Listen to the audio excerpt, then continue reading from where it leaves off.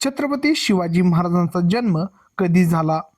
उत्तर आहे शक 1551 फाल्गुन वैद्य तृतीयस म्हणजेच 19 फेब्रुवारी 1630 रोजी.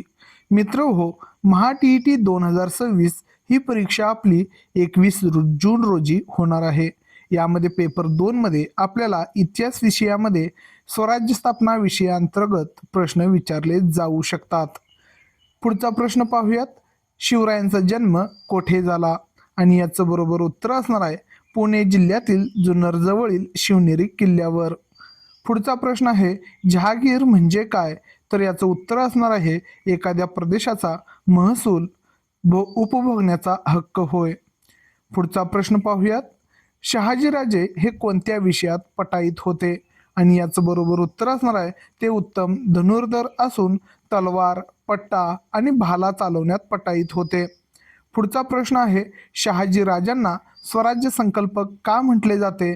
आणि याचं बरोबर उत्तर असणार आहे परकीय लोकांच्या सत्ता उलथवून स्वराज्य स्थापन करावे ही त्यांची स्वतःची तीव्र आकांक्षा होती, म्हणून त्यांना स्वराज्य संकल्पक म्हटले जाते.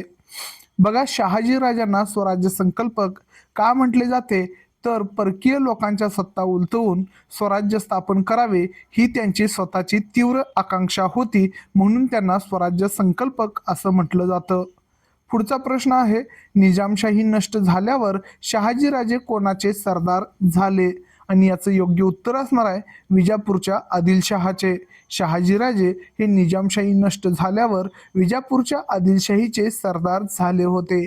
पुढचा प्रश्न आहे शहाजीराजांकडे कोणकोणत्या परागण्याची मूळ जहागीर होती? आणि याचं बरोबर उत्तर असणार आहे भीमा व नीरा या नद्यांमधील पुणे, सुपे, इंदापूर व चाकण या परागण्याची.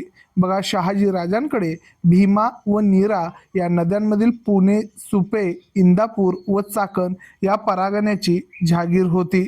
पुढचा प्रश्न आहे आदिलशहाने शहाजीराजांना कर्नाटकातील कोणता प्रदेश जहागीर म्हणून दिला होता? आणि बरोबर उत्तर असणार आहे बंगळुरू आणि त्याच्या आसपासचा प्रदेश. बघा, बंगळुरू आणि त्याच्या आसपासचा प्रदेश हा त्या आदिलशहाने शहाजीराजांना कर्नाटकातील प्रदेश जहागीर म्हणून दिला होता. पुढचा प्रश्न आहे जिजाबाई कोणाच्या कन्या होत्या? आणि याचं बरोबर उत्तर असणार आहे बुलढाणा जिल्ह्यातील सिंदखेड राजा येथील मातब्बर सरदार लखुजीराजे जाधव यांच्या त्या कन्या होत्या. जिजाबाई ह्या सिंदखेड राजा येथील लखुजीराजे जाधव यांच्या कन्या होत्या. पुढचा प्रश्न आहे जिजाबाईंनी शिवरायांना स्वराज्य स्थापनेसाठी कोठून पुण्याला पाठवले? आणि याचं बरोबर उत्तर असणार आहे बेंगळुरूहून आपल्या विश्वासू आणि कर्तबगार सहकाऱ्यांनिशी पुण्याला पाठवले. बघा, जिजाबाईंनी शिवरायांना स्वराज्य स्थापना करावी म्हणून पुण्याला बेंगळुरूहून पाठवले होते. बंगळुरूहून आणि विश्वासू आणि कर्तबगार सहकारी त्यांच्यासोबत दिले होते. पुढचा प्रश्न आहे जिजाबाईंनी शिवरायांना कशा प्रकारचे शिक्षण दिले? आणि याचं योग्य उत्तर असणार आहे राजकारण, लष्करी शिक्षण आणि विविध विद्यांसोबत स्वराज्य स्थापनेसाठी सातत्याने मार्गदर्शन त्यांनी केलं होतं.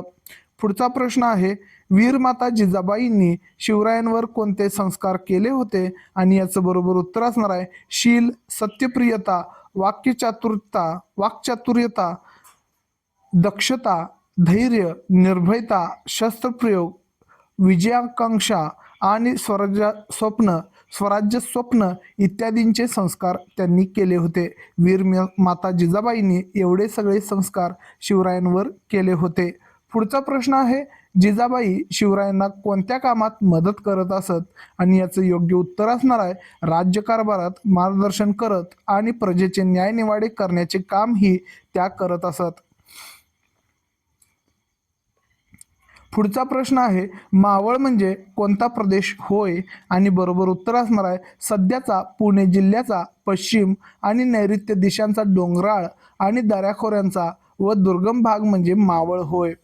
बघा, मावळ म्हणजे काय किंवा मावळ म्हणजे कोणता प्रदेश हा तुम्ही लक्षात ठेवायचा आहे. सध्या जो पुणे आहे, पुणे जिल्ह्यातील पश्चिम आणि नैऋत्य दिशांचा डोंगराळ, दऱ्याखोऱ्यांचा आणि दुर्गम भाग म्हणजे मावळ होय. पुढचा प्रश्न आहे शिवरायांच्या पुणे जहागीरीतील सह्याद्रीच्या कुशीत असलेल्या प्रदेशाला काय म्हणतात? तर बरोबर उत्तर असणार आहे मावळ खोरे किंवा 12 मावळ असे म्हणतात.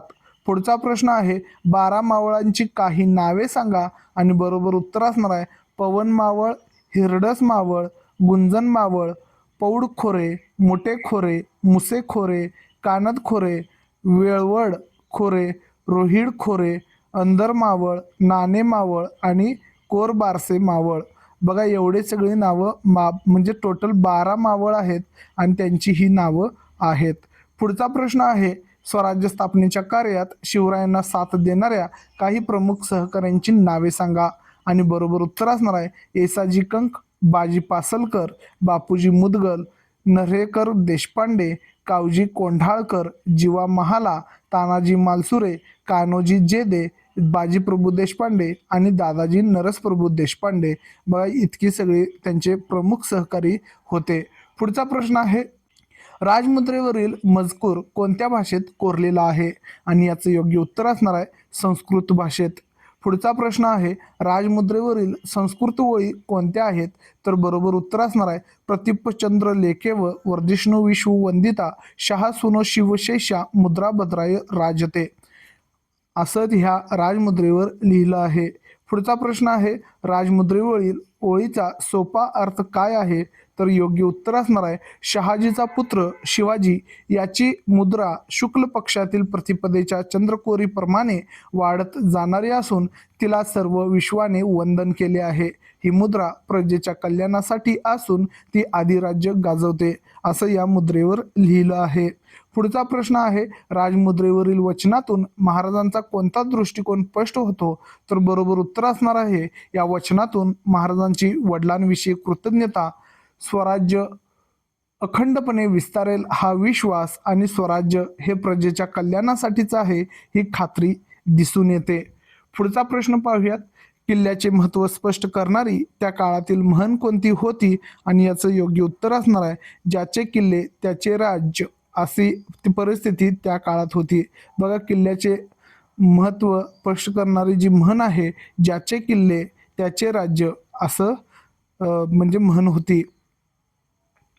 पुढचा प्रश्न आहे स्वराज्याची मुहूर्तमेढ रोवण्यासाठी शिवरायांनी सुरुवातीला कोणते किल्ले ताब्यात घेतले आणि याचं बरोबर उत्तर असणार आहे तोरणा, मुरुंबदेव, कोंढाणा आणि पुरंदर. छत्रपती शिवाजी महाराजांनी तोरणा, मुरुंबदेव, कोंढाणा आणि पुरंदर हे किल्ले सुरुवातीला स्वराज्याची मुहूर्तमेढ रोवण्यासाठी ताब्यात घेतले होते. पुढचा प्रश्न आहे स्वराज्याची पहिली राजधानी कोणती होती आणि याचं योग्य उत्तर असणार आहे मुरुंबदेव किल्ल्याची पुनर्बांधणी करून त्याचे नाव राजगड ठेवले गेले ही स्वराज्याची पहिली राजधानी होती. बघा स्वराज्याची पहिली राजधानी ही होती मुरुंबदेव किल्ल्याची पुनर्बांधणी करून त्याचे नाव राजगड ठेवले गेले ही स्वराज्याची पहिली राजधानी होती म्हणजे राजगड ही पहिली राजधानी होती. पुढचा प्रश्न आहे स्वराज्य स्थापनेच्या कार्यास आदिलशाहीतील कोणत्या सरदाराचा विरोध होता आणि बरोबर उत्तर असणार आहे जावळीचे मोरे, मुधोळचे घोरपडे आणि सावंतवाडीचे सावंत. बघा ह्या तिघांचा विरोध होता. आदिलशाहीतील हे सरदार होते जावळीचे मोरे, मुधोळचे घोरपडे आणि सावंतवाडीचे सावंत हे स्वराज्य स्थापनेसाठी विरोध करत होते. पुढचा प्रश्न आहे सातारा जिल्ह्यातील जावळी येथे आदिलशाहीचा कोणता मातब्बर सरदार होता आणि बरोबर उत्तर असणार आहे चंद्रराव मोरे. आदिलशाहीचा चंद्रराव मोरे हा मातब्बर सरदार होता आणि हा सातारा जिल्ह्यातील जावळी येथील होता. पुढचा प्रश्न आहे शिवरायांनी जावळीवर स्वारी करून तो प्रदेश कधी जिंकला आणि बरोबर उत्तर असणार आहे इसवी सन 1656 मध्ये शिवरायांनी जावळीवर स्वारी करून इसवी सन 1656 मध्ये तो प्रदेश जिंकून घेतला होता. पुढचा प्रश्न आहे जावळीच्या विजयानंतर शिवरायांनी कोणता नवीन किल्ला बांधला आणि याचं योग्य उत्तर असणार आहे प्रतापगड. जावळीच्या विजयानंतर शिवरायांनी प्रतापगड हा नवीन किल्ला बांधला होता.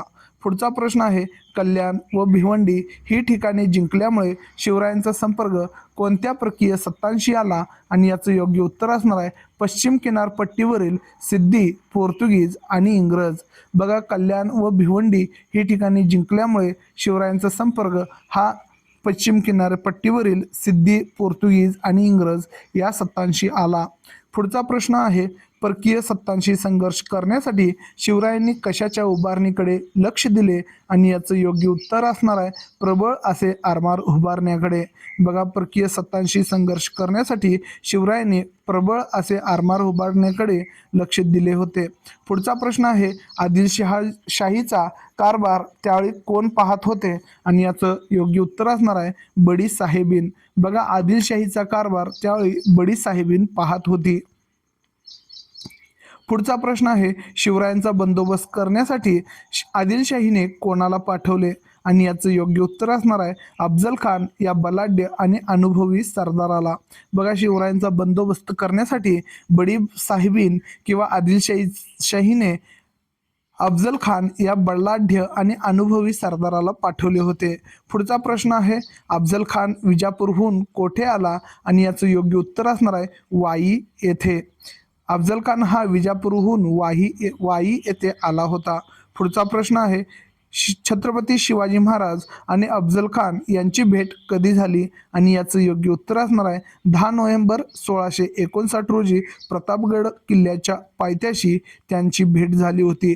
छत्रपती शिवाजी महाराज आणि अफजल खान यांची भेट 10 नोव्हेंबर 1659 रोजी प्रतापगड किल्ल्याच्या पायथ्याशी झाली होती. पुढचा प्रश्न आहे, अफजल खानाच्या वधानंतर महाराजांनी जखमी सैनिकांसाठी काय केले? आणि याचं योग्य उत्तर असणार आहे त्यांनी जखमी सैनिकांना भरपाई दिली आणि चांगली कामगिरी करणाऱ्यांना बक्षिसे दिले. बघा, अफजल खानाच्या वधानंतर महाराजांनी भरपाई दिली आणि चांगली कामगिरी करणाऱ्यांना बक्षिसे देखील दिलेली आहेत. पुढचा प्रश्न आहे, महाराजांनी अफजल खानाच्या सैन्यातील कैद झालेल्या सैनिकांना कशी वागणूक दिली? आणि याचं योग्य उत्तर असणार आहे त्यांना चांगली वागणूक दिली. छत्रपती शिवाजी महाराजांनी अफजल खानाच्या सैन्यातील कैद झालेल्या सैनिकांना चांगली वागणूक दिली आहे. पुढचा प्रश्न आहे, अफजल खानाच्या मृत्यूनंतर छत्रपती शिवाजी महाराजांनी किंवा शिवरायांनी आदिलशाहीतील कोणते किल्ले जिंकले? आणि याचं योग्य उत्तर असणार आहे वसंतगड, पन्हाळा आणि खेळणा. बघा, अफजल खानाच्या मृत्यूनंतर छत्रपती शिवरायांनी किंवा शिवाजी महाराजांनी आदिलशाहीतील वसंतगड, पन्हाळा आणि खेळणा हे किल्ले जिंकले होते. पुढचा प्रश्न आहे, शिवरायांनी खेळणा किल्ल्याला कोणते नवीन नाव दिले? आणि याचं योग्य उत्तर असणार आहे विशाळगड. बघा, छत्रपती शिवाजी महाराजांनी खेळणा या किल्ल्याला विशाळगड असे नाव दिले होते. पुढचा प्रश्न आहे, आदिलशहाने महाराजांचा बंदोबस्त करण्यासाठी 1660 मध्ये कोणाला पाठवले? आणि याचं योग्य उत्तर असणार आहे कर्नूल प्रांताचा सरदार सिद्दी जोहर याला. बघा, आदिलशहाने महाराजांचा बंदोबस्त करण्यासाठी 1660 मध्ये कर्नूल प्रांतचा सरदार सिद्दी जोहर याला पाठवले होते. पुढचा प्रश्न आहे, आदिलशहाने सिद्दी जोहरला कोणता किताब दिला होता? तर याचं योग्य उत्तर असणार आहे सलाबत खान. आदिलशहाने सिद्दी जोहरला सलाबत खान हा किताब दिला होता. पुढचा प्रश्न आहे, सिद्दी जोहरच्या मदतीला आलेले इतर सरदार कोण होते? आणि याचं बरोबर उत्तर असणार आहे रुस्तुम इज जमान, बाजी घोरपडे आणि अफजल खानाचा मुलगा फाजल खान. बघा, सिद्दी जोहरच्या मदतीला रुस्तुम इज जमान, बाजी घोरपडे आणि अफजल खानचा मुलगा फाजल खान असे सरदार होते. पुढचा प्रश्न आहे, सिद्दी जोहरने पन्हाळगडाला किती काळ वेढा दिला होता? आणि याचं योग्य उत्तर असणार आहे सुमारे 5 महिने. सिद्दी जोहरने पन्हाळगडाला सुमारे 5 महिने वेढा घातला होता. पुढचा प्रश्न आहे, बाहेरून सिद्धीच्या सैन्यावर हल्ला करून वेढा उठवण्याचा अयशस्वी प्रयत्न कोणी केला? आणि याचं योग्य उत्तर असणार आहे नेताजी पालकर. बघा, सिद्धीच्या सैन्यावर हल्ला बाहेरून करून वेढा उठवण्याचा अयशस्वी प्रयत्न नेताजी पालकर यांनी केला होता. पुढचा प्रश्न आहे, महाराजांसारखे रूप धारण करून स्वराज्य रक्षणासाठी बलिदान देणारा बहादूर तरुण कोण होता? आणि याचं योग्य उत्तर असणार आहे शिवा काशीद. बघा, महाराजांसारखे रूप धारण करून स्वराज्य रक्षणासाठी बलिदान देणारा बहादूर तरुण म्हणजे शिवा काशीद होता. पुढचा प्रश्न आहे, पन्हाळ्याहून सुटका झाल्यानंतर महाराजांच्या सोबतीला कोण होते? आणि याचं बरोबर उत्तर असणार आहे बाजीप्रभू देशपांडे, बांदल देशमुख आणि काही निवडक सैनिक होते. पन्हाळ्याहून सुटका झाल्यानंतर महाराजांच्या सोबतीला बाजीप्रभू देशपांडे, बांदल देशमुख आणि काही निवडक सैनिक त्यांच्यासोबत होते. पुढचा प्रश्न आहे, सिद्धीच्या सैन्याला गजापूर जवळील घोडखिंडीत रोखण्याची जबाबदारी कोणाकडे होती? आणि याचं योग्य उत्तर आहे बाजीप्रभू देशपांडे यांच्याकडे. बघा, सिद्धीच्या सैन्याला गजापूर जवळील घोडखिंडीत रोखण्याची जबाबदारी बाजीप्रभू देशपांडे यांच्याकडे देण्यात आली होती. पुढचा प्रश्न आहे, विशाळगडाकडे जाताना शिवरायांनी कोणत्या आदिलशाही सरदाराचा विरोध मोडून काढला? आणि याचं बरोबर उत्तर असणार आहे पालवनचे दळवी आणि शृंगारपूरचे सुर्वे. बघा, गडकडे जाताना शिवरायांनी आदिलशाही सरदारांचा विरोध मोडून काढला होता आणि त्यांची नावं आहेत पालवनचे दळवी आणि शृंगारपूरचे सुर्वे. पुढचा प्रश्न आहे, महाराज पन्हाळ्याच्या वेढ्यात असताना दिल्लीच्या कोणत्या बादशाने शाहिस्ता खानाला दक्षिणेत पाठवले? आणि याचं योग्य उत्तर असणार आहे औरंगजेब बादशाने. बघा, महाराज पन्हाळ्याच्या वेढ्यात असताना दिल्लीच्या औरंगजेब बादशाने शाहिस्ते खानाला दक्षिणेमध्ये पाठवले होते. पुढचा प्रश्न आहे, शाहिस्ते खानाने कोणत्या प्रांतावर स्वारी केली होती? आणि याचं योग्य उत्तर असणार आहे पुणे प्रांतावर. शाहिस्ते खानाने पुणे प्रांतावर स्वारी केली होती. पुढचा प्रश्न आहे, दोन शत्रूंशी एकाच वेळी लढणे कठीण असल्याने महाराजांनी विशाळगडावर पोचल्यावर कोणाशी तह केला? आणि याचं योग्य उत्तर असणार आहे आदिलशहाशी. बघा, दोन शत्रूंशी एकाच वेळी लढणे कठीण असल्याने महाराजांनी आदिलशहाशी विशाळगडावर पोचल्यावर तह केला होता. पुढचा प्रश्न आहे, आदिलशहाशी केलेल्या तहानुसार महाराजांना कोणता किल्ला परत करावा लागला? आणि याचं योग्य उत्तर असणार आहे पन्हाळा किल्ला. आदिलशहाशी केलेल्या तहानुसार महाराजांना पन्हाळा किल्ला परत करावा लागला होता.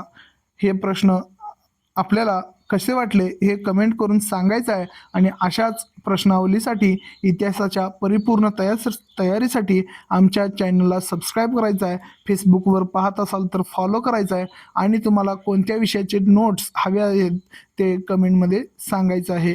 भेटूया आणि एका नवीन व्हिडिओमध्ये.